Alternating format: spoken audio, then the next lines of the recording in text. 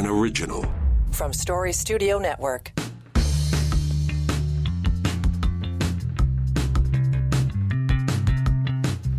Well, hello. How you doing? Look at that. It is the 7th day of March.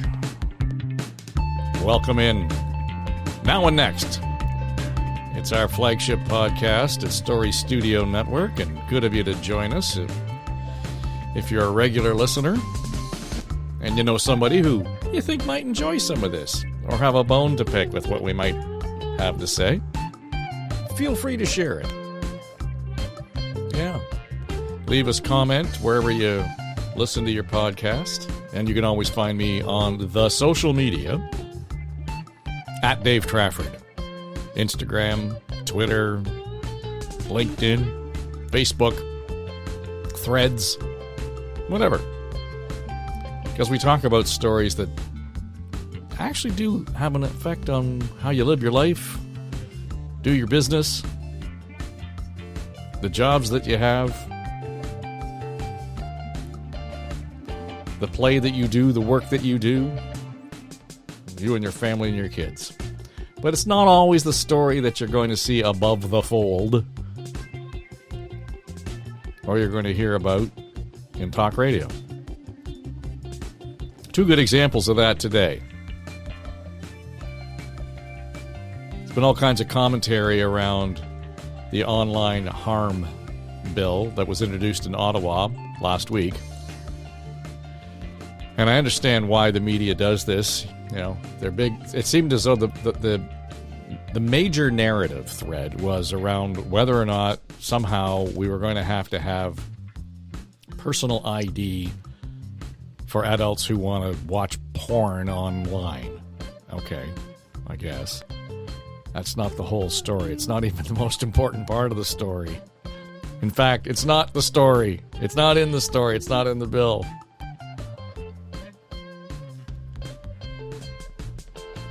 But it's where our kids live. Yeah. So how is this really going to sink in and protect our kids? What's it going to do to make sure that the chat rooms they're in, the social media platforms they're on, and they're not on the ones you're on necessarily. If you think they're on Facebook, think again. They ain't there. No. What's the long-term, short-term effect, and how do we deal with all of that? Also, this week, we took the SSN team and we did the road show. I think we recorded something like 17 different interviews, plus a few, sort of mobile things where we went around, just took our microphones to people at what is the largest mining conference in the world. And it happens here in Toronto every year. It's been going on for nearly a century. And I know you're saying, really, mining? Yeah. Huge money in that, needless to say. And countries from around the world are sending delegations and companies here because this is, for all intents and purposes, the economic center of the mining sector globally because of the TSX. Yeah. Things you learn, right? We had some really interesting conversations about the state of the sector, its challenges.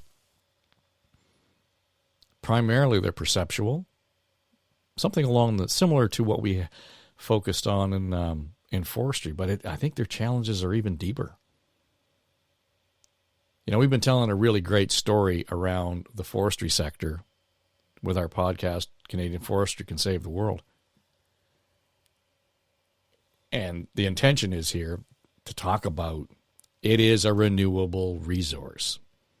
You plant the seed grows into a tree, you cut the tree, you plant another seed, so on and so forth. And every time you do that, it captures carbon. And as long as you keep that wood intact on the desk that you're sitting at, or the bookshelf that your books are on, or the paper that your books are made of, they all sequester the carbon that tree took out of the atmosphere while it was growing. So it's a good story. I mean, you can see how the cycle is there and how it can help mitigate carbon emissions. Mining has a harder story to tell. There are sustainable approaches to mining, for sure. But it's harder to get through in terms of, okay, how do we do that? And it occurs to me that, maybe the forestry people should be talking to the mining people, should be talking to the energy people, should be talking to the infrastructure people.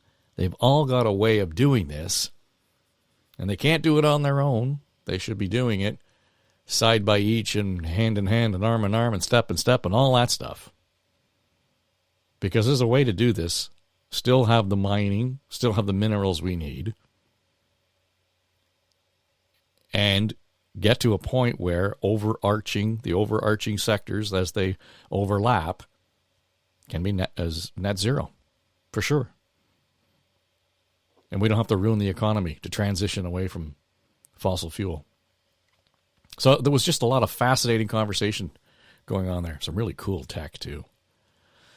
So we're going to feature a piece that Erin and I did while we sat down at our hard set at PDAC. It's the Prospectors and Developers Association of Canada.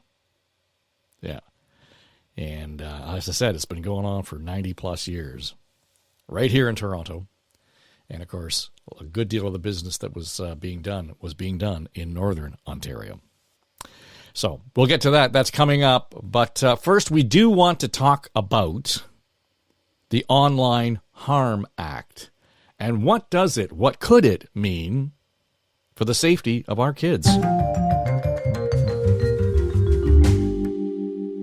It's been a long time coming, the federal government finally getting into the point where they were able to table legislation that deals with online harm, and that can mean so many things. And of course, there's reflexive reaction. There was reaction to it even before it was tabled, and criticism. So it's just one of those hot spots, particularly I think against the debacle that the feds managed to unveil and then just light on as a dumpster fire as far as Facebook and Google and local media and Canadian media and how that was so poorly handled. So against that backdrop, we've got the online harm legislation. And we thought we'd let it sort of sit and just percolate, because the first few days was just like everybody's hair was on fire, and let's see what comes out of it. Having spent some time looking at, okay, here we are about a week out as we record this, the appearance to me anyway is that this is generally well accepted, which is something new that you could say for the government here in Canada vis-a-vis their approach to the digital space. But a lot of this is focused on bullying. A lot of it's focused on hate language. A lot of it's focused on something we talked about a week ago, and that was the effects of the internet as far as trafficking. Human trafficking. So there's some real depth here in terms of the conversation. So thought we would get the perspective of Owen Charters, President and CEO at BGC Canada. And, of course, their focus, your target, is pretty much the target of this legislation in many respects. We're talking about young teens, young adults who are, more and more susceptible to the, dare I say, bullshit that's, disseminated online these days. It is something we've been waiting to see, because we see the harms. We see the harms each and every day. And it's both perpetrated on and, unfortunately, sometimes perpetrated by young people. So there really needed to be frameworks built around this. As you say, this has been a long time coming. And we do think the government largely got it right, which, to their credit, it's good to see that. Of course, implementation will be the key in how it's going to work. But it's great to see that there will be some real penalties, especially for the companies that have these online spaces, from Meta to Google and others. Yeah, well, on the one hand, I think it's interesting that we, again, I don't necessarily want you to comment on this because I'm taking you out of the discussion, but comparing it to how things went with the news media, the level of which they expected the big companies to be involved in sort of making sure that the news was pure and the news was available and everything else. But on the other hand, that failed. On this hand, it looks like, generally speaking, they're on a better footing And I'll be curious to see how the platforms, it's not so much the enforcement agencies that we're going to have to create to make sure this happens. What will they do in terms of commitment? And I was talking to some people recently, and there's a point where there's compliance because there's regulation, but the real magic is when you get to commitment. And will we get there with the big platforms to say we're committed to actually making these spaces safer for everybody, including our kids?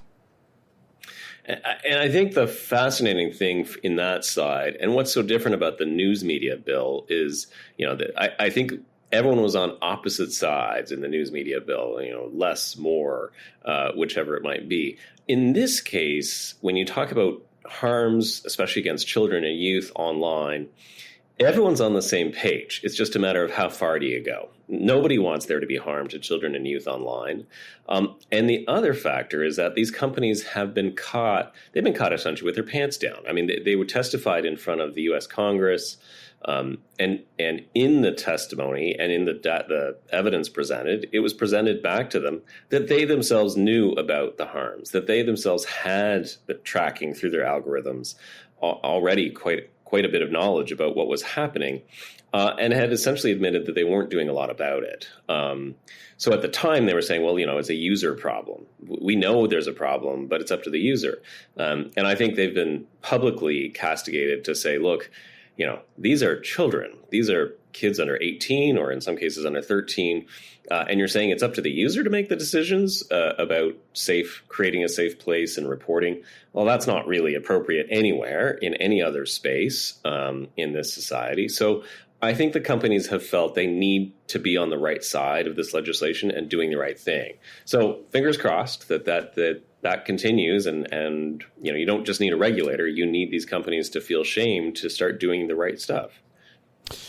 Yeah, and I think as I read through it, and I realized, there was an effort to sort of roll the same applications that you've just talked about into, adult content and pornography in some cases, and that becomes a very difficult and sticky conversation to have, particularly on a political stage. And it occurred to me that I wondered whether or not we shouldn't probably be in a place where we can actually separate out the under 18, the youth element of this specifically in terms of some of those regulations or how it's managed and handled. Because it sounds like if there's a danger in any of this, it's a one size fits all, and that never works legislatively. So I'm wondering whether or not you would think we should get to a point where we want to refine this a little bit more tightly and closely, and perhaps that happens in committee because that's where it is right now, as it applies specifically to youth and kids across the country. Well, the bill is, maybe it's a bit unusual, but it identifies about 5 provisions that are specifically noted to be about children and youth, and says those are the target. That's the target of the bill, is to protect children and youth. The question, of course, is, and I think this is where the opposition parties have come in and said, well, be careful here, because if you get into age verification, you start to get into privacy concerns, you start to get into, are people going to have to provide ID to surf the internet? And we don't agree with that on that side of the house. But on the other side, it is, I think it's one of those, what is the greater good? And the greater good is, we've said in many instances in the offline space that there is a requirement to provide ID and to provide some kind of verification in order to protect minors, to protect our young people, to have a safe experience. So, we've all said we can't get into bars and do certain things until we have ID. And in the online space, we've said, well, it's a Wild West and you don't, there's privacy and boy, do we freedom of speech. We don't want to have to restrict it. But we've agreed to this, I think, as a society, that we should have restrictions in place to protect young people from those harms. And so this bill introduces it. The question, of course, is exactly what you said. How will that be done? Because age verification is not part of the bill, but yet it targets young people in the sense of protecting young people from some of the harms they see. So I think implementation will be critical. How will we make sure that the intent of the bill actually takes effect for the people that it's trying to protect? Yeah, I mean, the obvious difference between getting into a bar and showing ID is that it just happens in the moment. You look at it, I look at it, we're all satisfied, we move on. There's no footprint, there's nothing left behind, there's no digital footprint left behind as a result of our interaction at the door at the bar. So, in many respects, and here's where it bugs me, is we turn to these situations where there's probably a solution, but we assume that it's going to be the worst outcome, and so for that reason we dismiss the opportunity to find new ways. For example, if there's a 13-year-old that has the permission of mom and dad or the adult in their life to actually use the internet or their mobile device, etc., then there should be a way of certifying that they have the proper framework to do that without invading anyone's privacy, but at the same time, making sure that wherever they go on the internet, it's safe for them to be there. And I think that's exactly the sort of prickly issue the government finds itself in. And I think why it had to go back to the drawing board and redo, and probably still means that even as the legislation goes through committee and gets passed, we hope, that the regulator, there's a creation of a regulator through this. And it's actually quite a complicated regulatory mechanism. There's a 5-person commission. There is an ombudsman. This is a whole new office created at the federal government level to receive complaints and pretty much put this legislation into effect. You don't see that with all other sorts of legislation. And I think the rationale is that this will be tricky. And it may mean delving into the debate about how do you provide that information? How do you make sure that that information is only sort of for quick verification and isn't retained? Or is there a third party that verifies? I mean, all these debates have come up, and there hasn't been a great solution. There's always pushback on all of them. But I think you're right. There's probably a simple solution to do it, and people have to accept that there's always a bit of you have to give up a little bit to create a safer society overall, and that by and large, our experience on the internet will always be what it was, and will be a bit safer in the end. You started off by saying you talked about some of the kids that you guys have kind of come in contact with and where you see the harm. And I think that's lost in some of this conversation. We can get bogged down in the accountability and who's going to actually enforce the laws and who's going to sit on the commission and all that stuff. And that's, the infrastructure is important. But give me a sense of where we're at in terms of what you're seeing vis-a-vis that harm among those who are most vulnerable. Well, I can start with the simple, and then we can go to some of the most egregious. I mean, the simple one is that this is a generation today that I think we don't fully understand how much they've grown up on the internet. This is a natural place for them. And we talk about, it's the phone in the pocket and the screen time.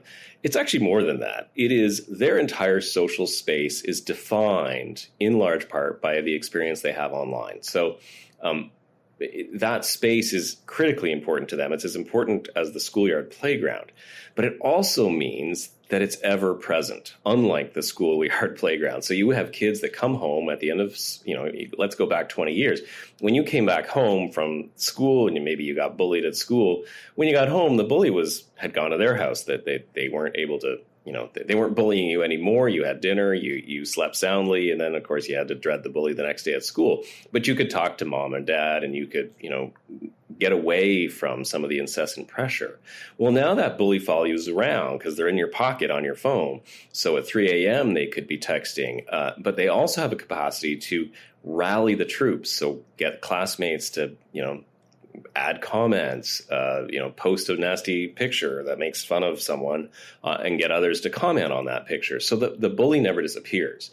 So the social space has changed in that it's ever present. And so the mental health ramifications are enormous.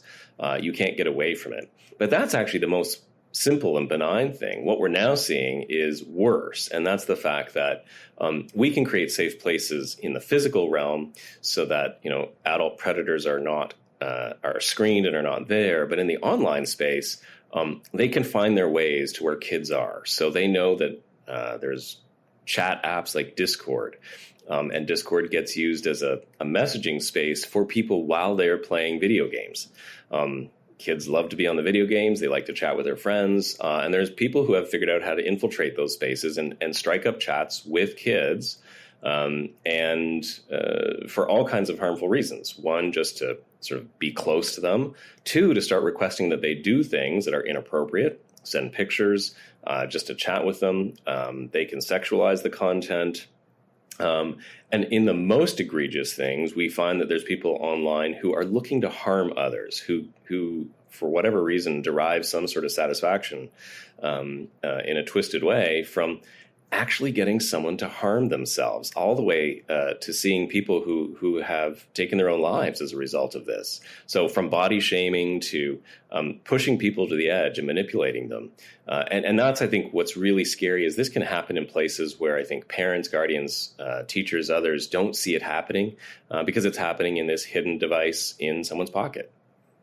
As you described that, and I think of the human nature of a teenager and a young kid at that stage, they're going to find a way around stuff. I mean, that has ever been thus. So even in places where we try to make, this space safer for them, as you described, their tendency to want to have that level of community and be involved with their friends, and whether it's video games, et cetera, that's probably the intangible that's really hard to put guardrails around, because if they can find a way using whatever other app or a new chat platform or something else that's going to come along, where legislation typically is a blunt instrument in that respect, it has a hard time staying out in front of this stuff. So if we're going to do this right, this legislation almost has to be organic. It has to be prepared to be nimble and be prepared to respond to the evolution in that space. And I don't know, between you and me, I'm not all that confident that government is the best place to do that, but let's hope. Well, government is always on their back heel, I think, especially in the online space where they're trying to catch up to what's needed. I mean, we look at the CRTC trying to enforce Canadian content in a space where, you can access whatever content you want. So it seems very archaic. And I think, unfortunately, this is a bit of the same, the government trying to catch up to what's already existing. Now, on the other hand, to give them credit, this fixes or at least approaches 50% of the problem. I'll give them that, because there are the spaces where people are on Instagram, they're on Snapchat, and they're seeing, just body image questions. And so there are companies promoting content. Then the way they do it is quite harmful, because it says, look, you should be ashamed of the way you look today. Not necessarily targeting anyone in particular, but the fact that the algorithm shows that someone's looked into diet or exercise or clothing, and so their machine starts to spit out images and ads that say, you seem like someone who'd be interested in this. Maybe it's a weight loss program, maybe whatever it is. And that part of the equation, that's public. That's what's reportable through this legislation, and needs to be taken down. And worse, right? Things that may be very harmful in nature, hate speech, that sort of thing gets taken down as well. It's the other piece, the 50% that's not seen, is the one-to-one, the messaging spaces. The legislation doesn't deal with the private spaces. And that's probably where parents will rightly remain concerned that their children will be in those spaces. And unfortunately, it means that, it's going to be up to us. It's going to be up to parents, guardians, and those working with kids to remind them to stay safe, to report things that are violations. And that's where the individual citizen still has to have the onus. The onus remains on them. Now, this is into committee. Now, will you and your team have any role in making submission to the committee, or involved in that at all? Likely, we'll continue to review. I mean, it's 100 pages of legislation, and we want to make sure it does what it should do. So we'll make some comments either as a submission or as witnesses on it about where it needs to go and how it could be better implemented or best implemented. And at the same time, I think there's some things that are missing, and I don't think they're going to put them in, but I think there's the need to keep the government's feet to the fire on how they continue to evolve in this space. So the idea that, as you get older, for instance, as you go from 17 to 18 and become the age of majority, maybe you need to be forgotten online. All that previous internet history should disappear. Those weird things you said in grade 6 should not have an impact in your job search. When your next potential employer finds you online and says, well, that's an odd thing to have said. Maybe that we're seeing athletes who are having to deal with that. And maybe that's okay, because we all know that we say weird things when we're kids, that we're just testing the waters, and that shouldn't continue to haunt us, and that history shouldn't follow us. That's one example of something that maybe in future legislation should be considered. Some internet companies are allowing for some form of that, but it is not universal by any means. There's some other things like that could be added in future realms of this type of protection. Yeah, and as I said, I think that if you looked at it from that perspective, and this becomes more of an organic, living, breathing thing as opposed to, just set in stone legislation once that gets royal assent, then I think you're probably in a place, and this is probably the best place to really kind of test that model as far as the legislation is concerned. Owen, thanks for joining us, and keep us up to date on where you guys are with this. Be fascinated to hear where it goes.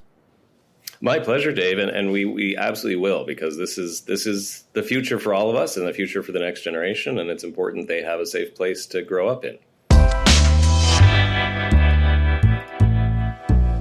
Okay, before we get into the back half of the show, we're going to actually feature the conversation, a sit-down Erin and I had while we were at the PDAC gathering, Prospectors Developers Association of Canada, the mining conference here in Toronto. Just some of the observations that we made while we were there, and how podcasting kind of fits in with that kind of an event.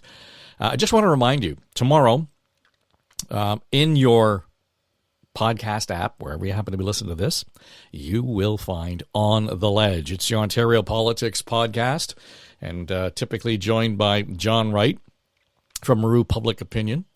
Keith Leslie, he's a veteran of covering Queen's Park politics.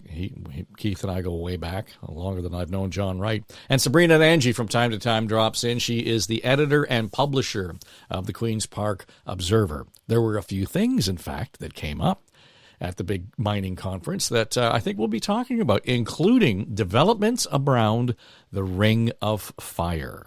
And it's a story that Keith Leslie will tell you has lingered for years and years and years, and promise after promise that we were going to go in Northern Ontario and develop the mining system around the Ring of Fire, because there is a cache of ore and mineral that we need there right now. And why aren't we getting it?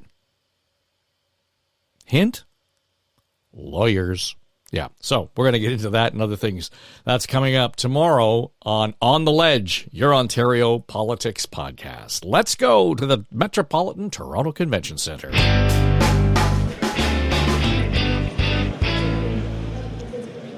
PDAC 2024 probably didn't mean much to me until about 6 months ago. And here we are, we're at the Convention Centre in Toronto, downtown on Front Street, right across the street from the CBC building, the sort of the center of the media universe. And the boss is at the table. I only wear the boss. Erin is here. We've been at the conference here. It's the largest mining conference gathering in the world. First, it happens here in Toronto, in Southern Ontario. It highlights so much of it's like $320 billion industry in Is that Canada. How big it is? In Canada? Yeah. Well, I've heard mining lives on the TSX. That's the phrase I keep hearing. Right, yeah. Which, if you don't think about that often, you don't realize it until you think about it. Yeah. And it makes perfect sense. Well, and it talks about not just the mining operators. I mean, in the day, that's what it would have been. I mean, we just look around here. We've got vehicles that are specific now to the mining industry. We've got the new tech that's in. There's a guy over here who's got the drones flying up there. They're using LiDAR to model the mines and so on. We talked to a guy a couple of days ago. His gig is they can go in, and when they do the blast, they can actually use their software to guarantee that the stones that come out of that blast are a specific size and shape. So this, like, we're talking moon stuff here. Yeah, and that's the cool part about this. And I know we've talked a lot about the possibility and the need to sort of get into an environment like this. And where this is working really well because there are so many long-form stories to be told around capacity in the industry, about capital in the industry, all of those things that, the CBC was here for half a day. There's no media in the room. There is no media in the room. I think I walked all the way. So we're in the North Building. Just to give you a sense, if you're aware of the Convention Center in Toronto, the North Building is giant, but this is the entire North Building and then part of the South Building of the Convention Center. So everybody here is wearing sneakers because you get your steps in. Yeah, you get your steps in. So I boogied over to the South Building the other day just to check it out, and I was on the lookout for, cool stories, innovative companies, but also other media. And really, there's a couple other podcasters here. There's a few of the larger global companies that have their own podcast shows, super cool. And there's some video crews here, but there's no other media covering this. And I think it's really funny because in the 2 or 2.5 days we've been here, we've done, 8 or 10 interviews, and every single one of them has some sort of element of whoa to it, right? And not front page news necessarily, but these deeper, bigger stories that need context and need teasing out and need, at least a 20-minute opening conversation to even get to the meat and the potatoes of it. So it's surprising to me that, there's so much going on here. Anyway. Well, it's the state of the union as far as media is concerned, because we know that BNN used to actually set up and be here, and we know what's happened in the media, and so they've been, refocusing where those resources are going. But all the more reason to be able to say we've talked to some really cool people about things that, it's not just about digging a hole in the ground. It's about educating our teenagers and our young adults in terms of the new tech that's going into it, the cool stuff that's happening. And what I find interesting is, and we do a lot of work with forestry, they run into this similar situation here because there's a perception of the industry. Yes. I don't want to be underground in the dark. I don't want to be freezing my ass off in the bush, working on a lumber harvest or whatever. The technology has elevated it to such a degree as that, this is way beyond a pickaxe and, the panhandling kind of thing we're talking about mining. Yeah. The skill set now is extraordinarily sophisticated and specific to the tech world. I think that's an interesting story, and there's a couple other observations I have being here, especially given how much work we've done in forestry, is that what we've heard from the forestry industry is, we need to do a better job telling our story. We hear them say that a lot in closed-door meetings, and that's really what we're trying to help them do. Here, what I'm hearing is we're actually telling the wrong story about mining, right? The story we should be telling is much more nuanced. It's about culture. I mean, how many companies are here, first of all, even just I'm looking around within view, that are indigenous owned, that are female led. There are companies here that are working on reconciliation at the same time as they are on those sustainability and environmental and all of those things. There is a story here that not only is not being told, but we're telling the wrong story about mining. It's different than forestry. Forestry is, everybody kind of knows trees are good. Yeah. I think not everybody kind of knows that mines are good. Well, that cell phone that you're using right now doesn't go very far without the minerals that are coming out of the ground. Precisely. So everybody wants the mineral, but nobody is literally kind of jumping up and down about mining. And so it's an interesting conundrum that they face, right? We can point to forestry and say, well, it's a renewable resource. The gold that's coming out of the ground today, we're going to have to wait a long time before that gold comes back. Yeah, we don't have Rumpelstiltskin just like weaving it out of oat or whatever, right? And I also think there's so much opportunity. That's what I'm seeing as you walk the floor here.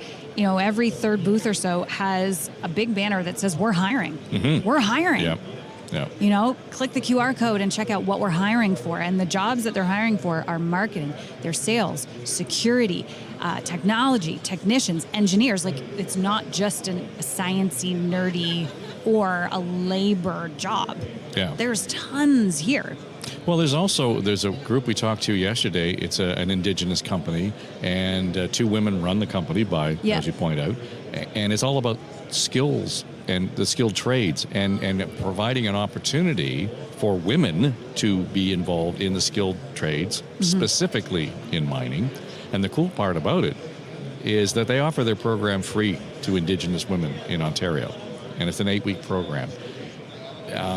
They are sort of working with the educational institutions like hand in glove, but even there, that culture shift is hard. So first, a woman in this industry, tough to begin with. An Indigenous woman in this industry, even harder.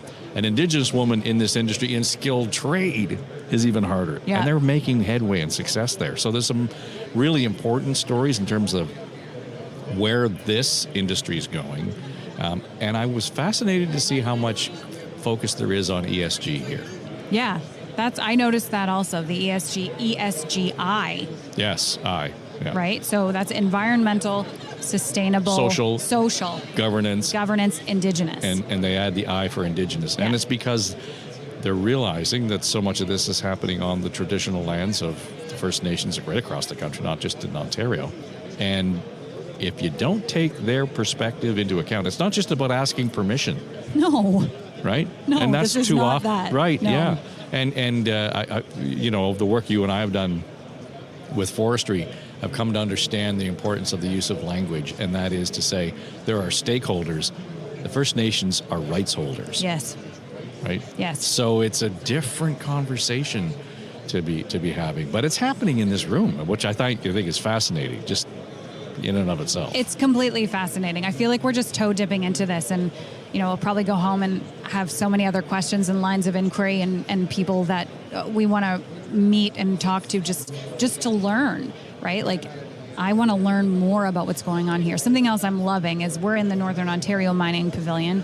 We have deep connection to Northern Ontario, and I like how really you can't tell the story of mining in Canada without talking about the richness that is Northern Ontario. And when you really get someone who's a lifer, who's been born and raised in Northern Ontario, who works there, who's started a business there, many of whom are here at PDAC, inevitably they'll say something like, we get forgotten all the time. We Yeah. get forgotten. We're not part of the overall story of Ontario, the political landscape. We don't get all the funding. The gaze is not turned north of Barrie, hardly ever. And here we are, and pretty much everyone here is from north of Barrie. And I think... And you're as far south in Toronto as you can go without right, getting we're wet, right by right? Lake Ontario. I genuinely like that. I think celebrating the richness of the North, that's what sets Canada apart from all the other countries, right? Like, that's where the resources are. Toronto doesn't exist without Northern Ontario. Well, and that's the point that's been made a few times. I mean, you started off by talking about the stock exchange here in Toronto and the strength of the mineral and the mining sector specifically here. And people were telling me that the history here of this convention, this gathering, was initially to come in and have operators, sort of exchange ideas and, just that. And then they would get into a point where, well, I've got a new drill bit I want to sell to an operator. That's where it is. And we're still seeing some of that, some really cool technology with the LiDAR guys and the drones and all that sort of thing. Mm-hmm. But you talked about that south building, the convention center. It's all about money. It's all about the investors who are here to put cash into huge projects. We talked to a guy Sunday, I'm losing track of the days.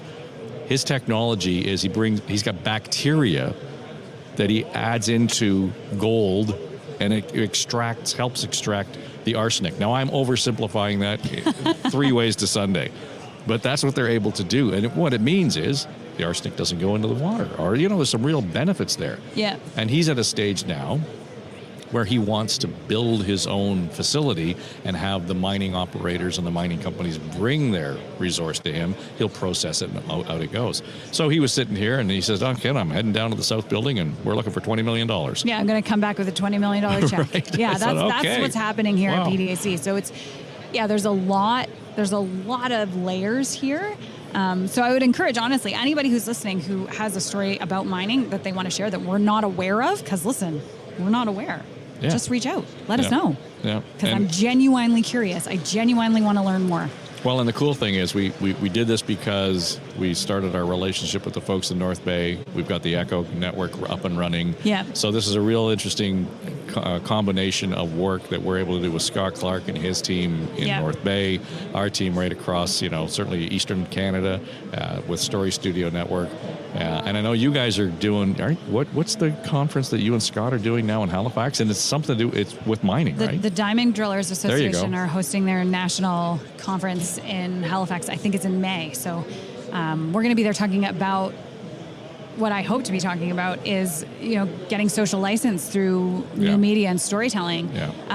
Because it's interesting to see with all the video crews that are, around and people with their social media and stuff, you see them all and it's great. But we're getting folks walking by our Echo booth saying, like, how do I be involved? How do I listen to this? I want to learn more. I saw you were interviewing so-and-so and I'd like to hear what he had to say or she had to say. Or I'd like a seat at the table and I want to tell my story. Sit down and talk about my story. And that's really encouraging because it tells me that what we've been slowly but surely proving with Story Studio is that these long-form, curiosity-based conversations really do create a long-standing groundswell of support for the story. Mm-hmm. And it's got to start there. So we'll be talking a little bit about that in May in Halifax and hopefully more stuff maybe at PDAC next year. Yeah, so we're still trying to figure out exactly the form that this is going to take. It will live here and now and next, but there will be other places where you will see this pop up, so we'll be sure to let you know. But the forestry work we do with the Forest Product Association of Canada, Forestry for the Future, really good example of the kind of, quite frankly, a story we stumbled upon. Yes, absolutely. Yeah. And it was good. So that if there are stories like that you think we could and should be telling, by all means. So check out the podcast that we're doing, Canadian Forestry Can Save the World, and it gives you a pretty good example of how this sort of storytelling helps really shine a light on some of the great stories that need to be told and are undertold in an environment like this. We are at PDAC 2024, and I would be remiss if I didn't just direct to the website. We do other stuff other than forestry and mining, but there's things you want to check out at storystudionetwork.com.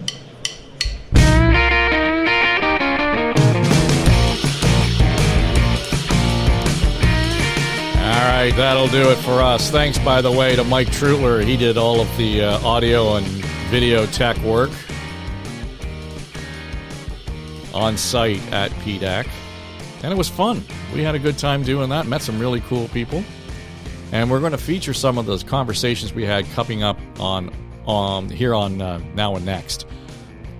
For all of the tough guy image of the miners and the drillers and all those folks who are in the industry, there's a real issue with mental health. And there's a program called Bring It to the Surface. And we're going to talk a little bit about that coming up in future editions, maybe next week, right here on Now and Next. If you like what you heard, leave us a comment. If you didn't like what you heard, leave us 2 comments. I'm Dave Trafford. This is Now and Next. It's the flagship podcast for Story Studio Network. Thanks for being here. We'll talk to you next week.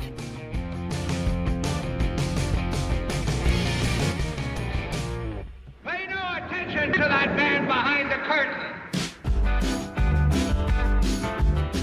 Now and Next is Story Studio Network's flagship podcast, produced by our chief executive producer, Dave Trafford, and supported by our entire SSN team, including our senior producers, Becky Coles and Jen Hudson, our technical producer and audio editor, Mike Trutler.